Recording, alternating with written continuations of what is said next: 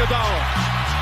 Iguodala to Curry, back to Iguodala, up for the layup. Oh, blocked by James. Curry, one-on-one. Irving puts it up. It's good. Kyrie Irving from downtown. A three, steps back, crossover, puts up a three. Rebound James. Second. It's over. It's over. Cleveland is a city of champions once again. The Cavaliers are NBA champions. Cleveland! This is for you! Good evening, Cavs fans. Welcome to another edition of the Block the Shot to Stop. We've got the whole crew here. Tim Daniel, Skylar Webker. I am Kevin Lynch. Going to do a little preview of the second round series that the Cavs got. The Indiana Pacers starts on Sunday night. So we just want to kind of take a look at this series, kind of a lot of similarities between these teams, you know, some of the things that maybe you could look for in them. On the back half of this episode, I actually did a crossover episode with Alex Golden of Setting the Pace. So we're going to put that on the back half that you can listen to and kind of maybe hear some stuff from the Pacers standpoint. So we'll mostly keep it Cavs here, you know, what to look for from the Cavs, you know, why the Cavs match up with the Pacers. And so, Tim, I know you probably have looked at this the most and probably know the most about the Pacers between the three of us. So I was going to kind of let you start with maybe what's the first one or two things you're looking out for in this series. So the thing that's funny about this series to me, Kevin, is that other than the Cavs, this might be my favorite team to watch in the league just because they are so fast and they just run and gun. And now is that effective to where you could win 2 playoff series? I don't know. But as far as like just loving basketball, they're a joy to watch. They have gotten significantly better post All-Star break defensively. I was really blown away by that because they used to just be like the team that they would try to score 124 and they'd probably give up 119 most nights. But they've really locked in really well there. Miles Turner's obviously a really good rim protector, and then Pascal Siakam's really stepped his defensive game up as well. But the thing that really jumps out too, as far as like that's similar to the Cavaliers, they're really deep. I mean, the last guy that they play in the rotation is Ben Shepherd, and Ben Shepherd's really good. So they have a lot to kind of throw at the Cavs there as well. Now, they're probably not in the same talent level per se as the Cavaliers, but they do definitely have a lot of guys that you can kind of be worried about in a series like this, because if one of those guys gets hot on that team, the way they shoot the ball, much like Cleveland, they can definitely take over a series. Yeah, no, it's a good point. And, you know, you look at the Pacers both in the regular season and in that first round against the Bucks. I mean, they play 10 guys regularly, as you said. The minutes maybe aren't quite as judiciously spaced out as the Cavs are. You know, they play their starters a little bit more than the Cavs do, but they do still play, you know, quite a rotation and everything. Skylar, what about you? I knew you actually were somebody who several times on different shows said, like, you think second toughest matchup in the East for the Cavs and maybe kind of saw this coming. What's a couple of first things that come to mind with you with that series? I would agree with Tim that they are they're gunners. I mean, they put the pace in Pacers. That's for sure. They play fast. They play hard. They also seem to have a light version of what the Cavs have. They have 2 really good guards and 2 really good kind of bigs in Miles Turner and Pascal Siakam. So I think what they're likely going to try to do is they're going to try to pull guys out from the paint and try to make Jared Allen defend on the 3-point line, because we know that Pascal Siakam can hit him. We know that Miles Turner can hit him. I think that's probably their game plan they're going to come after. And like we just said, they have probably just as much depth as the Cavs, maybe not the talent level as the Cavs have with DeAndre Hunter and Ty Jerome and Sam Merrill. But they definitely have the depth that kept their starters' minutes low in their first series. I think there's maybe one game where their starters hit 40 minutes, and I think that was the last game where it went into overtime. Yeah. No, those are some really good points. Actually leads right into one of the things I was going to talk about. Can the Cavs match the defensive effort that they gave against the Heat? Not just, I shouldn't say effort, but execution, really, because the Pacers are a significantly better offensive team than the Heat are. And it's a great challenge, as you said. that the Pacers are kind of a 5-out team, right? They don't really play with anybody in the interior.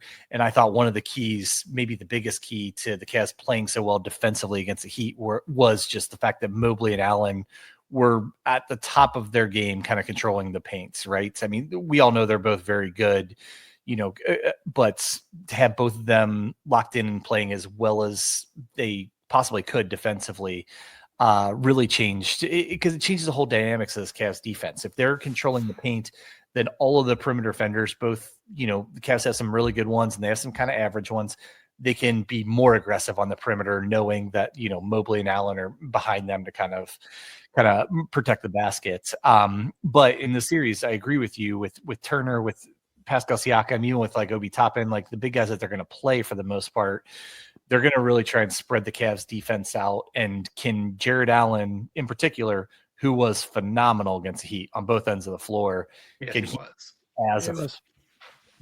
So I think there's two parts for the Cavs here. I think, look, the Pacers got the best of the Bucks. The Bucks weren't fully healthy. It's nothing. I'm not poo-pooing on their credit. They deserved to advance.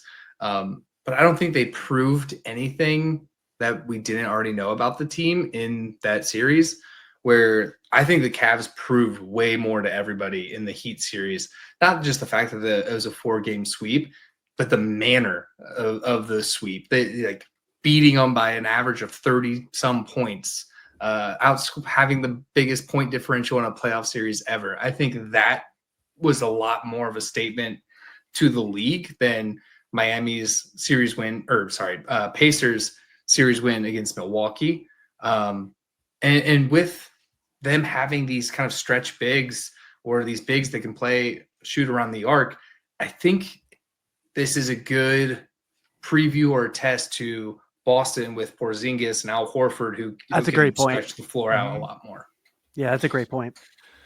Yeah, no, it is. Tim, I'll kind of go back to you here. Like, what is let's just get, what is one key you think for the Cavs will need, other than kind of obvious? We know they're going to have to shoot the ball well. We know this and that, but like, especially maybe from that Heat series, which you saw the absolute top level, top shelf Cavs performance. Like, what's one thing maybe you're going to focus on that if the Cavs do this well, they should win the series? Honestly, with the fact that it's like Indiana's so 5-out like forward, and Rick Carlisle is so heavy on that. I'm really genuinely curious how much Kenny uses his zone in this series. Not only just for the sake of just kind of covering all that space, but also in the sense of just kind of taking pressure off your players defensively, just kind of making it a little easier. Because like you said, this team's so much better than Miami offensively, Indiana that is. Indiana does not have a Tyrese Haliburton. They don't have a Pascal Siakam. They don't have a Andrew Nembhard. I mean, honestly. And I think for that case, for Garland, for Mitchell, where they're going to probably be relied on so much to score, and understandably so, I wouldn't be shocked if Cleveland kind of uses more of that zone that you've seen them like kick into gear at times. Like in the Miami series, they'd throw it in randomly. We saw it through the regular season quite a bit too, and they would play like the OKCs and the Houstons and the Bostons and things like that as well. I'm really curious how much they use that, because if it's effective, it's going to make things really hard for Indiana. I completely agree. I think the zone's a great call. I don't want to come back to it, but Skylar, please, you go ahead. Same question. What's one thing, maybe other than the obvious, that you would look towards for the series? If the Cavs do this really well, I'd expect them to win. So I'm going to say with kind of two parts here. Can their defense absolutely minimize? I would probably Tyrese Haliburton, like they did to Tyler Hero. Tyler Hero is obviously Miami's best scorer. They completely, picked on him that whole series. Are they able to slow down Tyrese Haliburton? Yeah, sure. Maybe he gets 15, maybe he gets 20, but he's not getting the 30, 40 that probably is dependent on Indiana for him to get in order to win. And then I think the second part is Evan Mobley. They have two guards that can match up to our guards. They have Miles Turner who can match up to Jared Allen. If Evan Mobley can be what he's proven this year, there's not a team in the East or the West that can stop Evan Mobley. I mean, it's hard to argue, right? that like Defensive player of the year. You know, I'm not going to argue. So if they get a effort from Mobley and they contain Tyrese Halliburton, I agree with you. I think there's a pretty good chance the Cavs would win the series.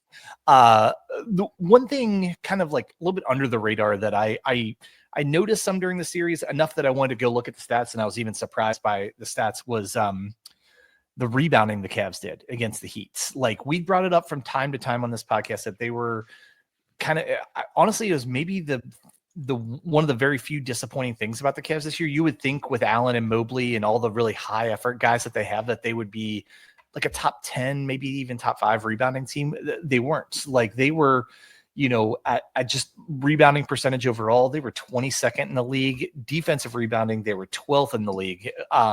This year in the playoffs, they were first in both. First in rebounding percentage.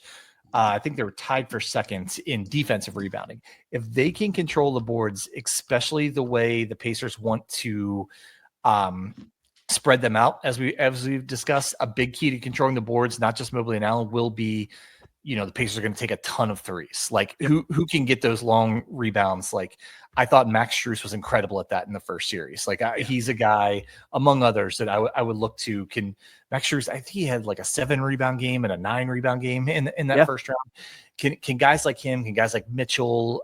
Use their athleticism, their savvy to like chase down those rebounds? And if the Cavs consistently have a rebounding edge against this Pacers team, I feel really good about the Cavs' chances to win. This series is going to be fun if these games are close, because these were two of the best teams in clutch games this season. Indiana went 24-14 in clutch games. Cleveland went 26-12. Yeah, that's pretty incredible. And like, the other thing is, and I think we all kind of kept our eyes on the Pacers, especially towards the end of the season, because we anticipated this, right? Mm-hmm. They were really good the last 6 weeks of the season. Like, honestly, when the Cavs struggled for them, not struggle for the NBA team, but they did close the season a little bit slower than they started it, for sure. Yep. The Pacers finished like, I think 14-4, 15-4 the last 6 weeks. They're playing really good basketball. Big part of that, Tyrese Halliburton was just playing better. Like, when your best player plays better, your team starts to play better. So one key I want to talk about, and I'll get your guys' reaction from this. So one thing I'd like them to do exactly the same as they did against the Heat. So it's how they treat the star guard. Skylar brought it up about what they did to Tyler Hero on the offensive end, and how they just chased him around and got him off of his game. And he frankly just had a terrible series. Huge shout out to several guys led by Max Strus, was phenomenal against him. Sam Merrill took quite a bit of turn on him, on Tyler Hero as well. And then just like team gang defense there was just awesome. I was thinking about Halliburton from the other way when he's on defense. Give him the Hero treatment where they just attack him relentlessly. With Mitchell, with Jerome, with Garland, get him on switches onto the big guys and take him down to the post, because Indiana is a pretty good defensive team, and he is by far their worst defender of the guys who play a lot of minutes. He is, just being honest, he's a below average defender, and they have a lot of above average defenders. Yeah. So I expect the Cavs to give him the Tyler Hero treatment, and them to just be seeking him out, especially Mitchell and Jerome. Those are probably the two guys who just hunt matchups as much as anybody on this team. And I think if they can do that, and Indiana can't figure out a way to, keep the Cavs from doing that, I would expect some big games from particularly Donovan Mitchell and Ty Jerome. It's funny you say that, because neither of these teams foul very often. I mean, I have the stats pulled up. This year, Indiana is the 16th team as ranked in fouls, and the Cavs are the 20th. So, I mean, these teams are not fouling. They're playing stout defense. They're doing their best not to foul. But if you can get the switches to get a guy into foul trouble, I think that's definitely a piece that Kenny should try to exploit, especially as these guys are probably a little more amped up and anxious about being in the playoffs and then being in the second round.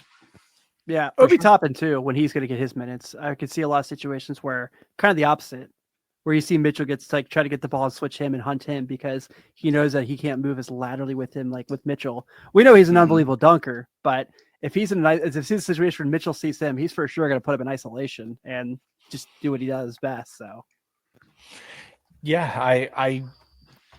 I think you could be right. I think they may attack it that way too, like trying to get a couple other guard. I mean, Turner is a good defender, but doesn't have the best lateral quickness. So if you can Right. get a Mitchell on him, Mitchell's gonna have a good chance against him. But I mean, the other part of it is, on somebody like Halliburton, for example, if you just attack him relentlessly on the defensive end when he's on defense, not only could that be fruitful in the sense of you scoring, but it's also wearing him down. It's putting miles on him, and he is the guy, that I think the cat like. He's the absolute key to the Pacers. As much as Pascal Siakam is a good player, as many good players that they have, they're going to go as Halliburton does. If Halliburton has an average or below series, I expect the Cavs to win in 5. If he is an all NBA level performer, I could see this series going 6-7 and Pacers having a chance, right? So I honestly think Kenny knows that. And I think everything Kenny's thinking right now is like, how can we exploit him on defense and wear him out and make him, less effective offensively? Because his overall season numbers don't blow you away, but if you kind of condense it down to that last like 20-25 game stretch when the Pacers have been really good, his numbers were like all NBA level in that stretch. Yeah, I'm sure Kenny's good. Go ahead, Tim. I was going to say, especially because Miami was literally a top 10 defensive team this year, and Cleveland just flat out ran them out of the gym. So you're going against an Indiana team who's not as good defensively. You have all these matchup advantages, and I think you could definitely see a situation like that where Cleveland's going to have a lot of game plans for that particular thing, especially with Halliburton. Yeah, I was going to piggyback on, that's probably the only thing that Kenny and staff and team have been doing is film study, getting in the tape, finding the mismatches, the exploitations of where they can win, especially against Halliburton in these last 25 games where the Pacers have been really, really good. Especially because Donovan Mitchell did not get that last spot in the Olympic team. Tyrese Halliburton did. Yep. So I don't think Donovan Mitchell's like a grudge holder, but he's definitely a guy who likes to have that extra motivation. So yeah, no, for sure. I think my other key is I went back and watched the highlights of the 82nd game of the year when the Pacers played the Cavs, maybe one of the most memorable games. If Amani Bates scores 25 points in a game this series, the Cavs are going to win. Mark my words. Yeah, you're probably right there, Kev. It's hard to argue that.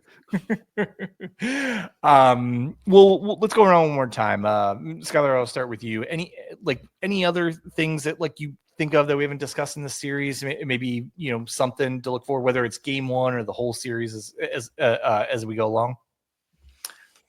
I think obviously the Cavs homer and the ultimate optimist. I see this being Cavs in 5. If not a clean sweep, I feel pretty good. Jeez. I'm just saying, I have such high faith in this team and Kenny's coaching staff and Kenny's game plans. I mean, we didn't see it. I would say a game this year where Kenny was outcoached, and that's why he's our coach of the year.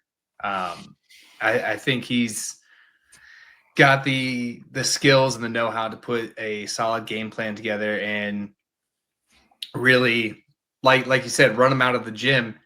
Even like we ran Miami out of the gym without Darius Garland. Granted, Miami's a much different franchise situation than Indiana. For now, they'll be back. They always are. They're like cicadas. We'll see. The Heat culture. We'll see. So I know they're in a much different headspace than the Pacers. But I think about what we saw all year. We saw them blow the doors off the Warriors, blow the doors off the Lakers, blow the doors off Dallas, blow the doors off the Nuggets. I mean, there wasn't really any games this year that you felt too bad about a Cavs loss, but there were a lot of victories where just genuinely surprised and about how the Cavs are beating these teams. Yeah. Tim, what about you? Final thoughts on this series as we get into it here on Sunday? So a couple things real quick. Do you guys, by chance, if you have it in front of you, then you know, but do you guys know what the Cavs record is in franchise history in game ones? I have no idea. It's probably pretty good though. 21-1. Yeah. Wow. Okay. Well, that was guessing. Yeah. The Pacers. LeBron lost to the Pacers in his last year. I do remember that. And then for Mitchell, who just like absolutely loves game ones, so he's now tied with Michael Jordan for most 30-point games all time in a game one at 7. So Mitchell can go for the record here, which really makes you wonder: is Michael Jordan really the greatest player of all time if Donovan Mitchell's passing him? I'm kidding. But in those cherry picking stats, yes, absolutely. In game ones, would that happen on a Tuesday? Yeah, we're getting baseball statistics here. Is in a dome. But for both these teams, is just kind of the thing we kind of talked about quite a bit in the sense of like, where does the rotation cut off? I don't know if Indiana can play as deep of a rotation they played against Milwaukee. I love Ben Shepherd. I really like him. If you really are having him play big time minutes, he's going to be played off the floor by the Cavs guards, even Merrill.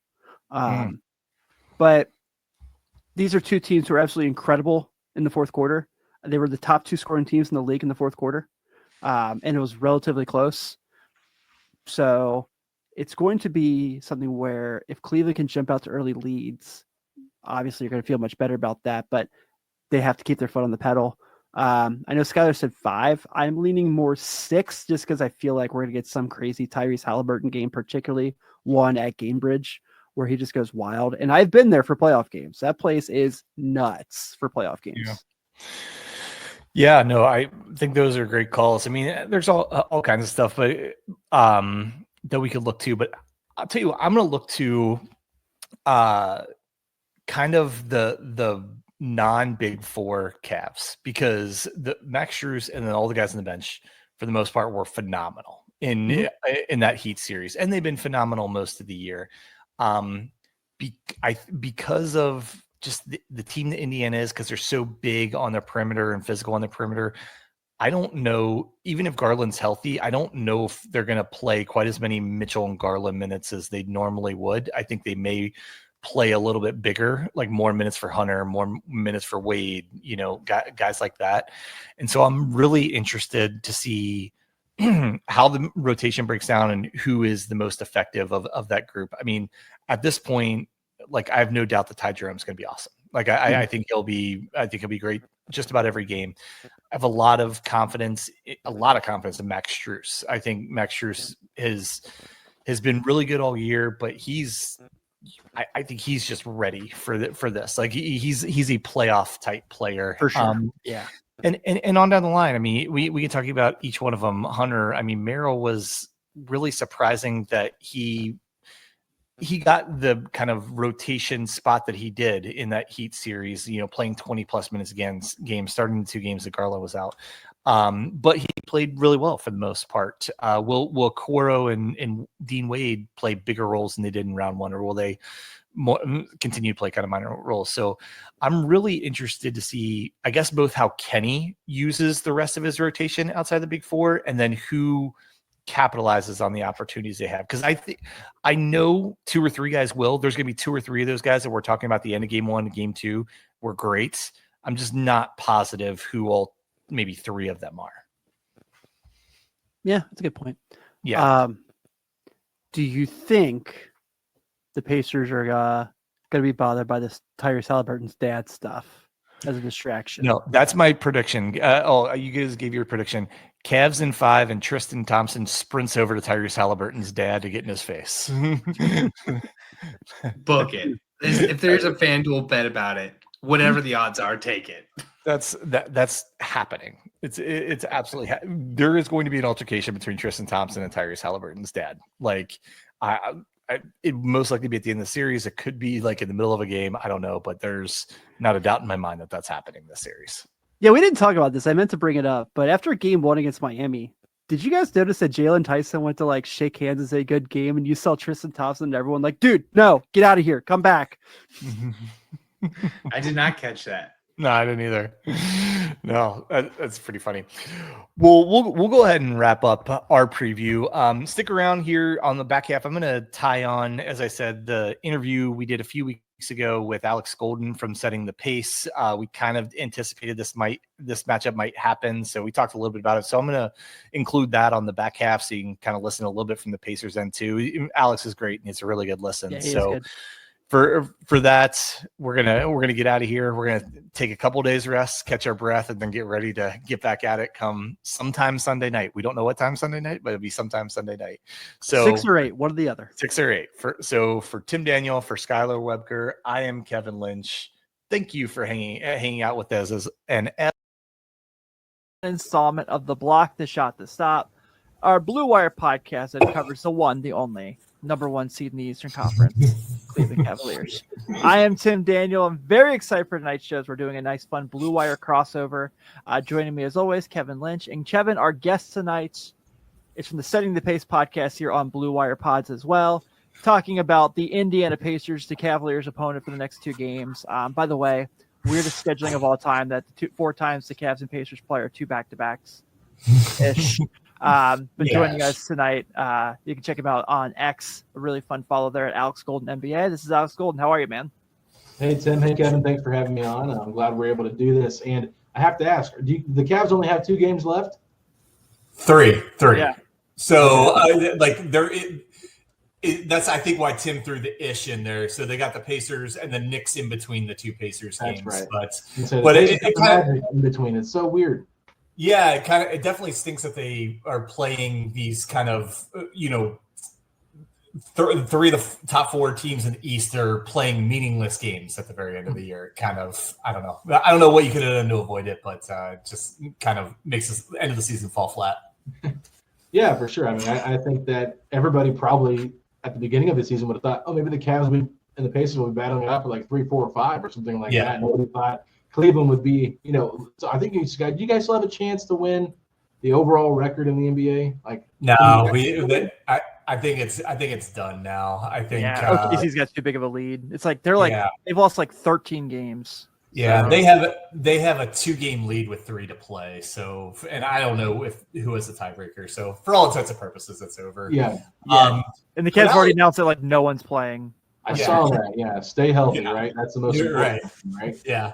So Alex, you and I set this up a couple of months ago, thinking these games might, matter a little bit more than they do, but we still want to talk to you, and we'll talk about kind of, a little bit of the matchups in the next few games that we do expect both teams to rest some guys and everything. But we want to talk a lot about, how when they're at full strength, this Pacers and Cavs team match up in case there is a highly likelihood of them playing the second round.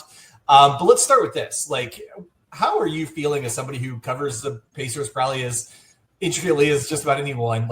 How do you feel about the season now that it's virtually over with the Pacers?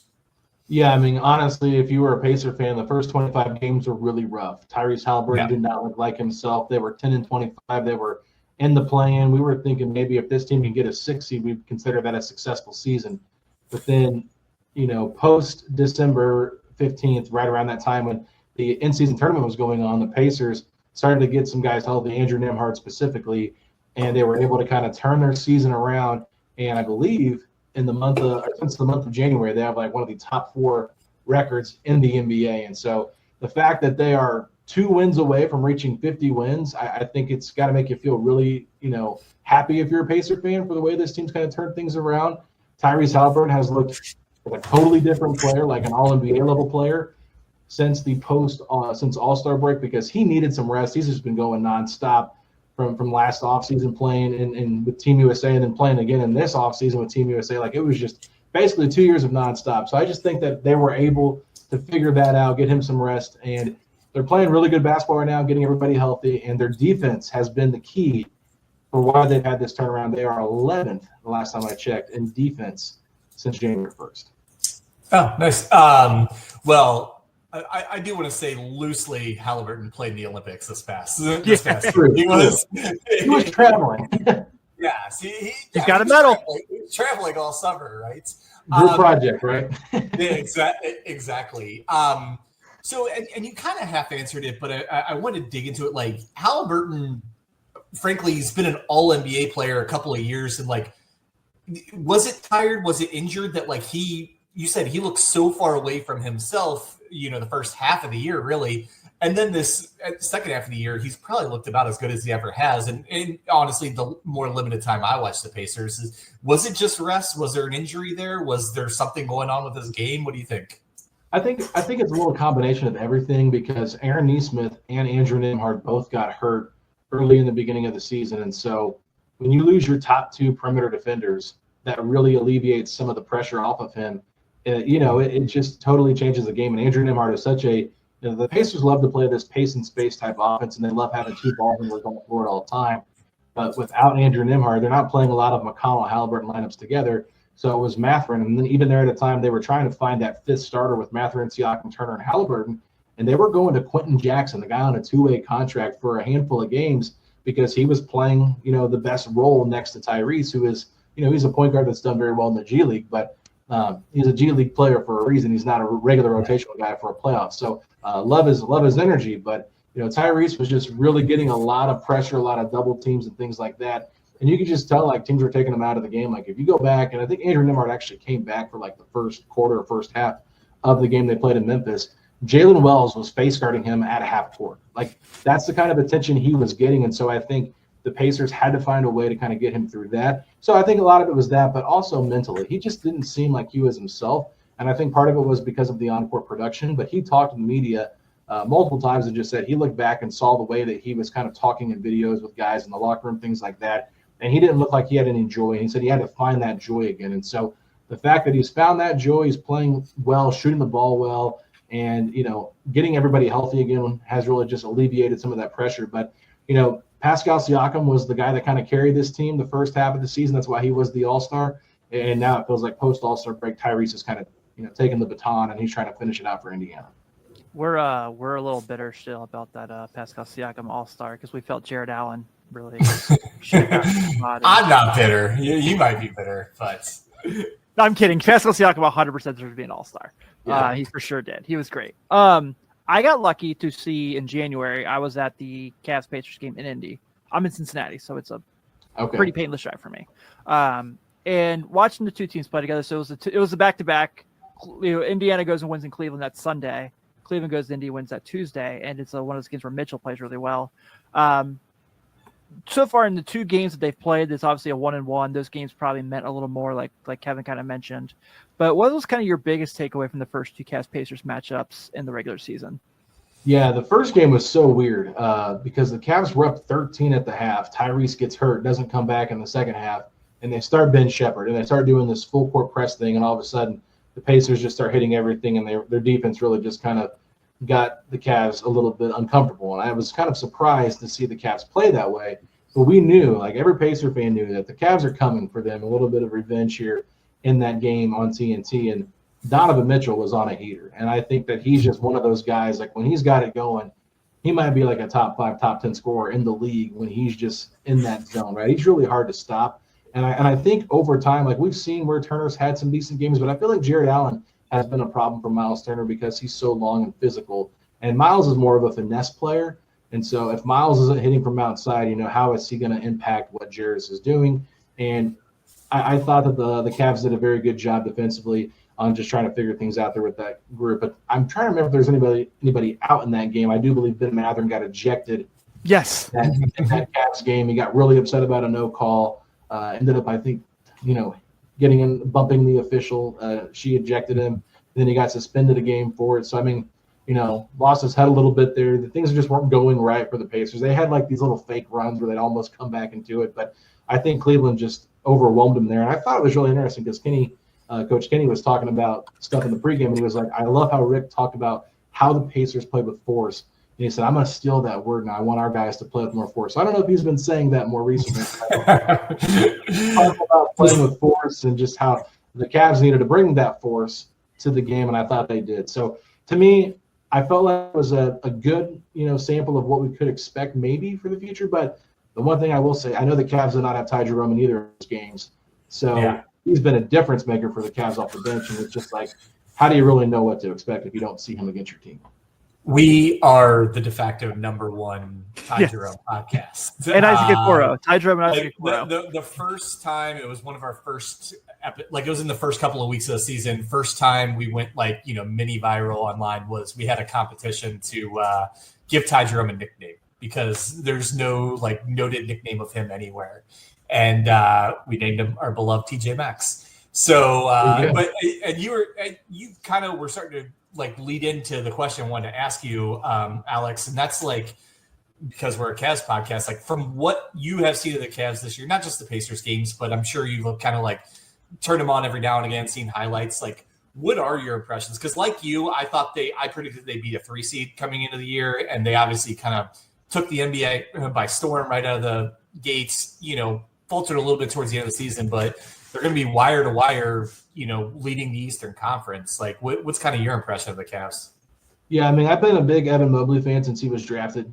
And, I don't know if you guys saw my tweet, but Kendrick Perkins was saying, I got Draymond Green for Defensive Player of the Year. I said, Y stands for year, right? It can't just be the Defensive Player of the month, right? No, I tried to beat Jimmy Butler. Yeah. I mean, Draymond Green's a good defender. We know that. But, if anybody was going to win this year, if everybody's healthy, it was Victor Wembanyama. There's no doubt about it. Who's out? Who's next? I think it's got to be Evan Mobley. He's been so disruptive defensively. I think he's really blossomed under Coach Atkinson, and I think you can kind of just see how he's slowly just blossoming into this, long-term all-star, right?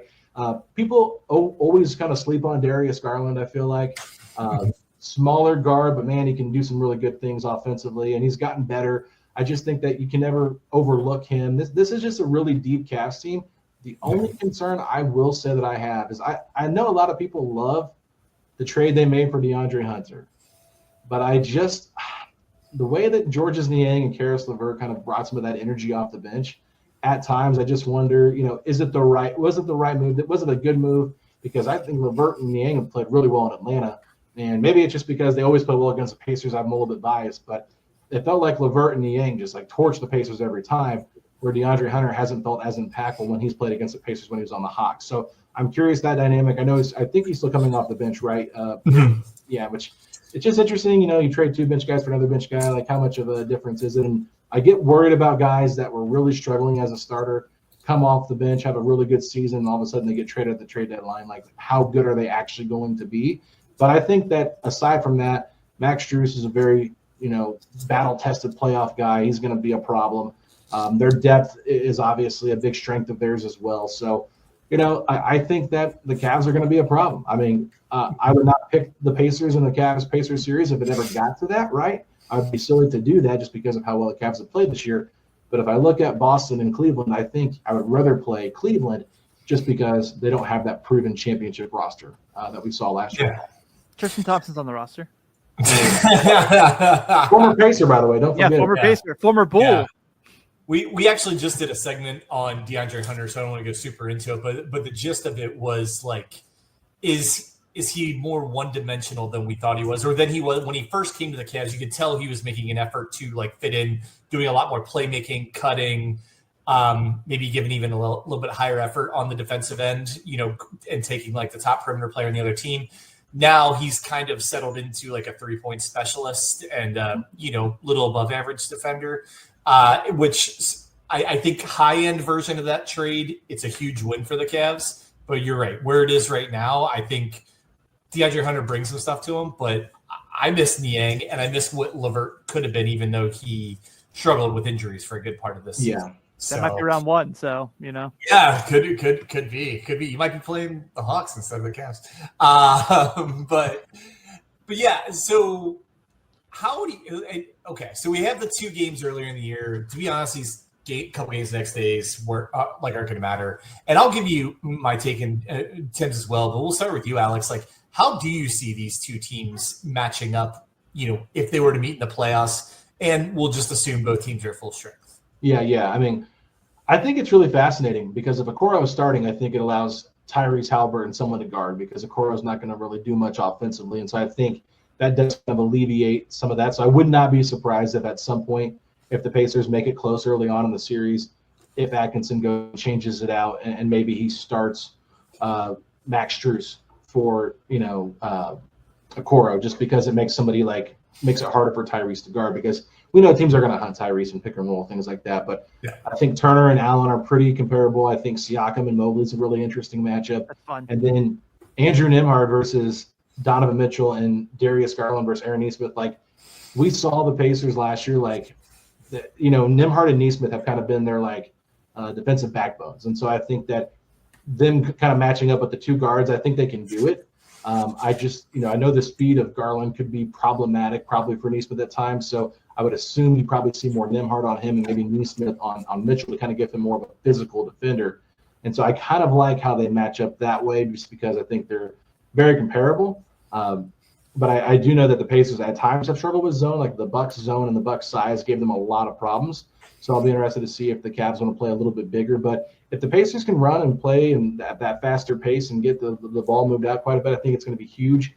The bench for the Pacers has been kind of like their strength, but also it's been a weakness this year at the same time, because when the bench doesn't usually play well, the team didn't play well last year. And this year it's like the starters have been pretty good, but the bench has kind of had their moments. And so Benedict Mathurin's kind of the wild card for me with the Pacers, because he's the guy you can throw in there for Nesmith and or Nembhard that'll give you a lot more scoring and shooting. And when he wants to lock in defensively, he can, but we haven't really seen him in a playoff environment outside of last season's in-season tournament run, where he was really good in that. So I think getting him, Obi Toppin has elevated his game the last couple of months. Pacers have played a lot of small ball 5 with Obi at the 5, because they've really struggled with the backup center. Thomas Bryant's their backup center now, and he's been hit or miss.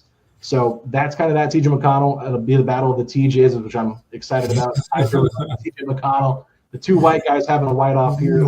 That's in the series. I think that's going to be great. And then Jarris Walker, the second-year player out of Houston, was kind of in and out of the rotation. And then probably the last 7 games, he's been playing about an average of 10 to 15 minutes a game. So could he kind of be a wild card for the Pacers? I think that's really interesting, just because I think he's shooting close to 60% from 3 over the last 7-8 games. He's really shooting the ball well, gives him another element in terms of passing, has some size, 7'3" wingspan, 6'7", 6'8". So the Pacers are pretty deep, and I know the Cavs bench is really good too. So I think that they are very comparable. It's just a matter of, I think that sounds stupid, but who gets the right floor spacing, who makes the most shots, and can the stars kind of elevate their team over the next team? Because can Halliburton and Siakam take the Pacers to another level, and match at least the level that Mitchell, Garland, and Mobley are kind of taking the Cavs. So I got to ask you this, Alex, as someone who absolutely loves basketball. I just had this general question in the sense of I've kind of compared the Indiana Pacers to being basketball's version of the Milwaukee Brewers and vice versa, in the sense that, yeah, they don't have championships, but they're always extremely good. They're always really competitive. And when they do rebuild, it's always a year, and then they're back to being a contender. What is it about the Pacers organization, why they are so intelligent, and why when they do kind of have these funks, they had 2 years in a row, they picked in the top 10, and now they're battling for home court advantage in the playoffs? It's a good question. I mean, their owner just doesn't really want to see them lose games, and I think that's been huge. They've gotten lucky on some trades. Let's be honest here. Paul George forces his way out. They get Victor Oladipo and Domantas Sabonis. Victor Oladipo becomes an all-star that next year. I think he's a back-to-back all-star. He has that crazy injury where he basically never returns from that injury and never is the same version of himself. Then Domantas Sabonis becomes an all-star out of that, crazy trade, because the Thunder were like, we've got a lot of young talent. Let's go in there with Russ and PG and kind of build something. And then after that, they realize they can't play 2 centers in today's NBA with Turner and Sabonis, and so they make that Sabonis trade. And they dealt with the Sacramento Kings, who are notoriously bad at making trades. So I think that they've gotten, they've been very smart and strategic about the moves they're making. And Sabonis was not a bad player. Don't get me wrong. This is a very talented player. But they targeted Tyrese Halliburton because Rick Carlisle liked him in the draft in 2020 for the Dallas Mavericks. And he was like, this is a guy I think that we can really build our team around. And so they put a lot of pressure on Tyrese Halliburton. So the fact that they basically went from Paul George to Tyrese Halliburton and didn't really skip a beat in terms of having a franchise guy, because even Oladipo filled those shoes because he's an Indiana Hoosier, right? So a lot of local ties here, they've just found ways to get guys that play well together. And it's been more to me about getting a collective group that plays the right style versus going out there and getting the big names. Like they didn't do a crazy Donovan Mitchell trade like the Cavs did, right?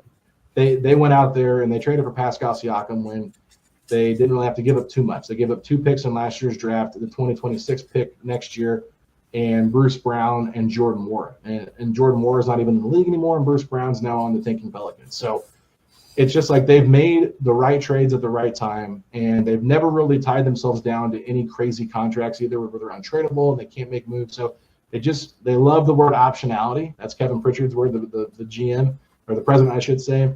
And he just always talks about the optionality. And they built such a culture with Tyrese and with Rick Carlisle that basically if you don't fit this system, then, they're probably going to move on from you and try to find guys that do. But they've done a good job of targeting players that like Obi Toppin, like Pascal Siakam, that kind of just balance out what they're trying to build here. Yeah, it's interesting. And I was kind of thinking about like some of the matchups. So I will tell you my dream if the Pacers play the Cavs. Not obviously I'm rooting for the Cavs and everything, but I would love Ty Jerome to annoy TJ McConnell to the point of him snapping and getting ejected from a game, just to even things out for like a decade or whatever it's been McConnell annoying me. Every fan base that we talk to, like talking about TJ McConnell, they're just like, he's so much better than I expected. But every fan base feels the same way because he does it to everybody, not just you guys. I'm just letting you know. Yeah.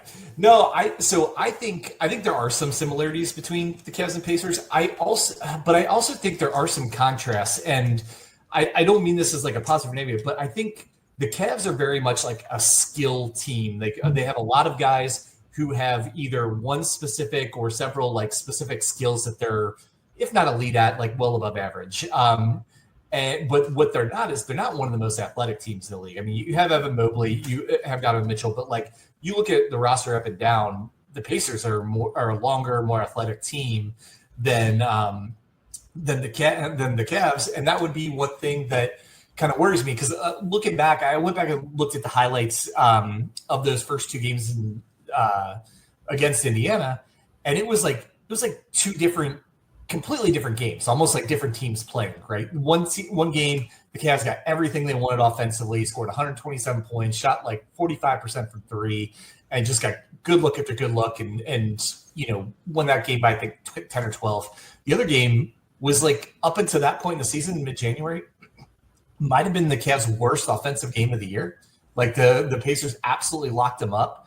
So I don't know about you, but I see this as a potential series where you kind of get that back and forth. Like you kind of almost game to game, it could look like completely different teams playing.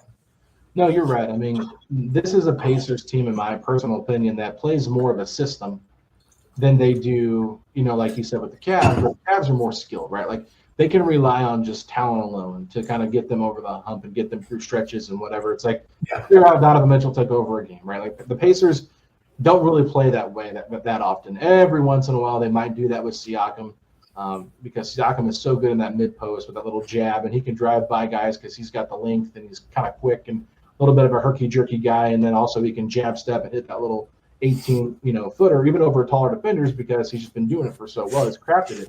And we saw it happen last year, but it seems like when Pascal kind of has those games where he scores like 36, 38 points, the Pacers rarely win those games because they're just better when they're more reliable. Or I guess I can't say it the right way right now for whatever reason, but when they just rely on one another to like provide points. Like if he has 22 and Halliburton has 25 and then the rest of the guys have like 15, 14, 13 around that range, like that's just the way they usually beat teams is when there's like 6, 7 guys in double figures. When it's 2 guys kind of carrying the load, they just don't usually win those games because they're trying to find mismatches, right? Like when Mitchell's on the bench, can they win those minutes, right? I mean, I just going back to the game they played against Denver because it's fresh in my mind on Sunday. Pacers didn't have Pascal Siakam. Obi Toppin started the game, and they were sending double and triple teams at Tyrese Halliburton. Like he would run a pick and roll, and there'd be 2 guys waiting for him right there. So he's having to get rid of the ball quick, and they're basically trying to like force everybody but Tyrese to beat him, which is a great strategy because there's no Siakam. The Pacers hit their shots because they were running their system. The guys were open, they were hitting them. If they weren't hitting them, then it would have been terrible. And so, they were found a way to win that game against the Nuggets before Mike Malone got fired. And like it was just crazy. Like nobody expected the Pacers to win a random road game in Denver. They had 3 at home, go to Denver for 1, come back for 3 more at home.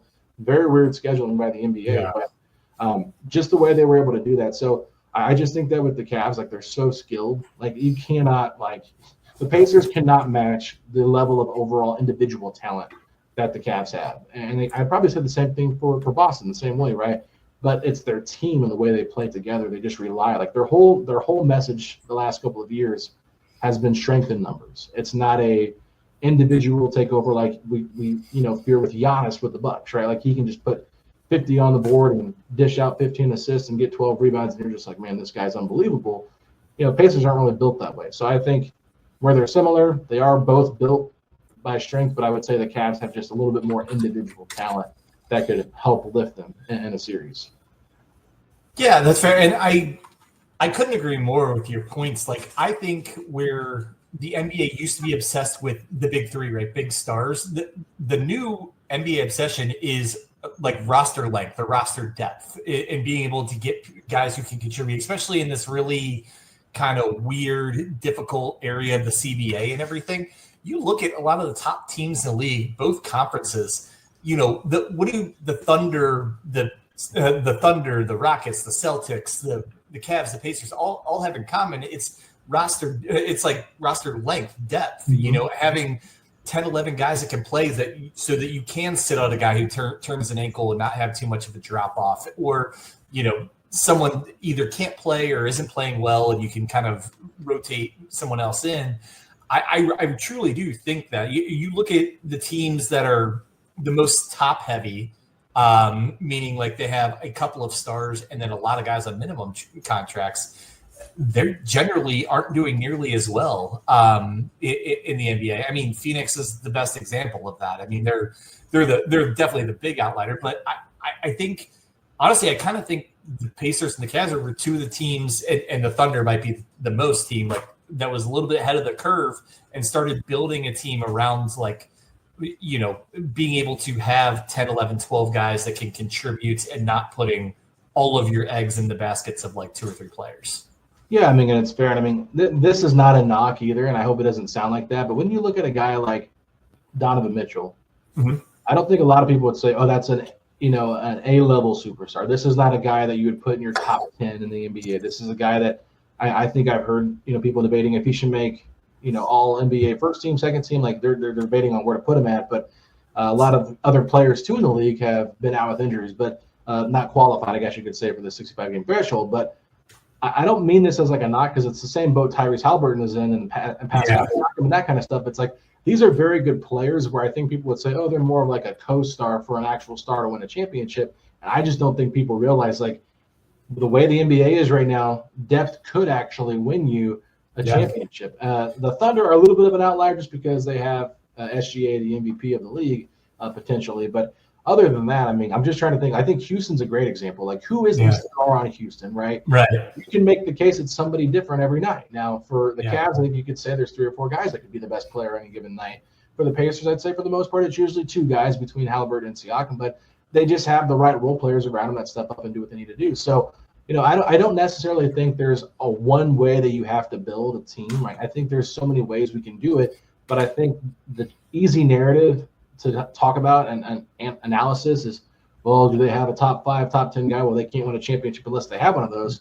Right. I just don't agree with that. I think that if the Cavs can have, 4 top 30, 35 guys on their team, why can't they? That's a really deep starting 5. And then you talk about their bench, sure, they might not have, 10 guys in the top 100, but still they got a lot of quality players. And I think sometimes you can see where the rotations do shrink, but even the Knicks, like, they're a really, top heavy team, but we saw how it happened last year in the playoffs. Overload of minutes, guys start getting hurt, and people want to say, well, maybe it's not the minutes. It's just an unlucky thing. Well, a lot of these other teams that have depth weren't having the same problems. So I just think that with the Cavs and the Pacers, they're 2 smaller markets, and they've gone about getting guys that are probably in that B-level superstar tier.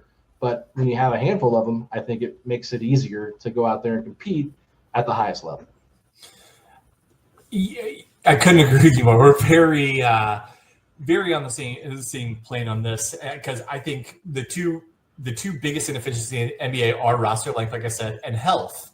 And you saw last year might have been the biggest example, but it's been happening for several years where a lot of teams fall apart health-wise in the playoffs when the intensity goes up and the guys are just worn down from the season.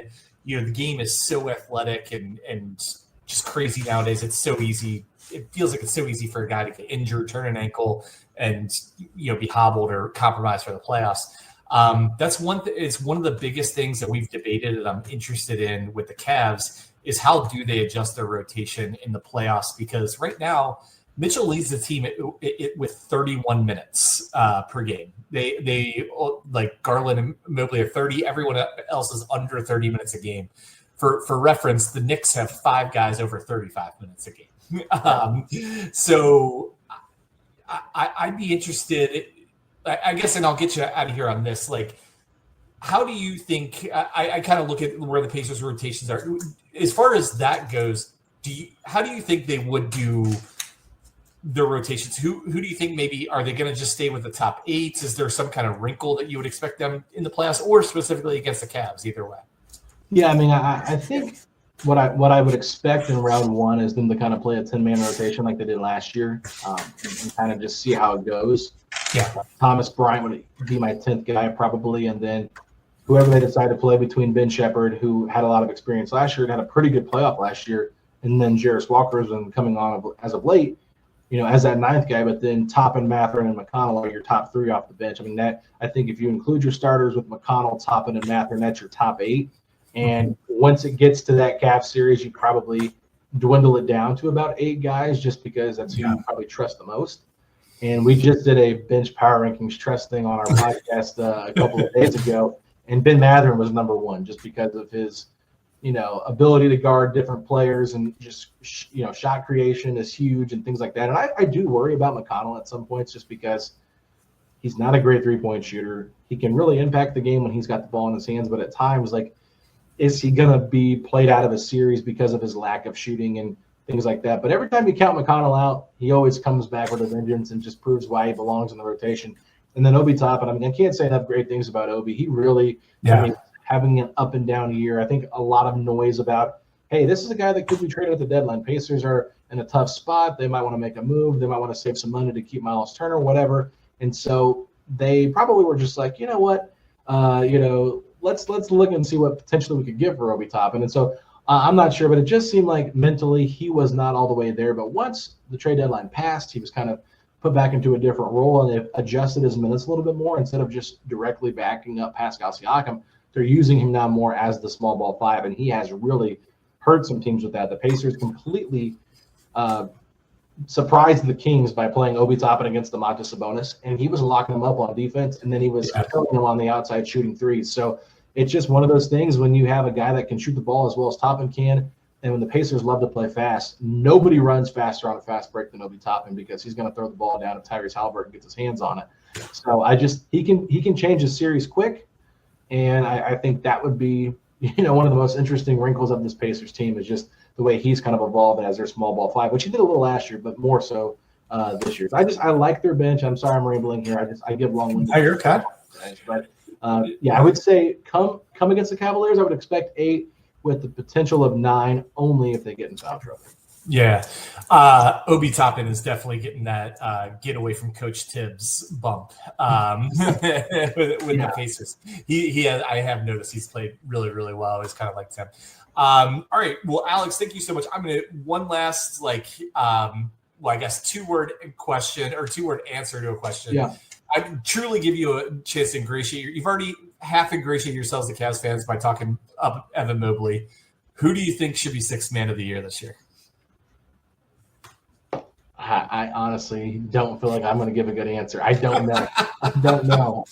No, we're campaigning for Ty Jerome right now because we feel pretty strongly that basically the gist of it is Ty Jerome has the best per 36 numbers by far of any bench player. He just plays a little bit less because he plays 20 minutes a game instead of Peyton Pritchard and Malik Beasley. They play like 26, 27, so the counting stats are a little bit higher.